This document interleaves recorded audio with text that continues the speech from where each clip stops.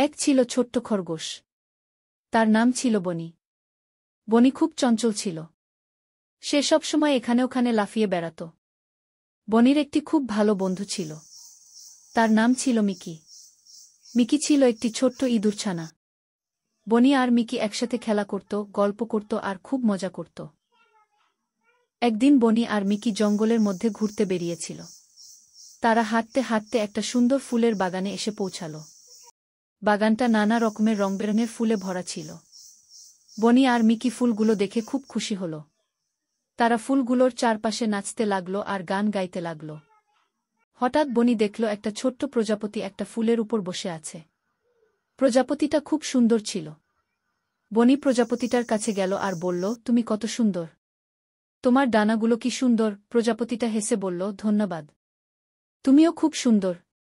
বনি আর প্রজাপতিটা কিছুক্ষণ গল্প করল।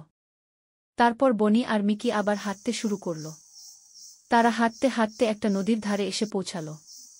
নদীটা খুব শান্ত ছিল। নদীর জলগুলো চকচক করছিল। বনি আর মিকি নদীর ধারে বসে জলগুলো দেখতে লাগল। হঠাৎ বনি দেখল একটা ছোট্ট মাছ নদীর জলে সাঁতার কাটছে। মাছটা খুব সুন্দর ছিল। বনি মাছটার কাছে গেল আর বলল, তুমি কত সুন্দর। তুমি কিভাবে এত সুন্দর করে সাঁতার কাটো। মাছটা হেসে বলল, ধন্যবাদ। আমি ছোটবেলা থেকেই সাঁতার কাটি। এটা আমার খুব ভালো লাগে গু।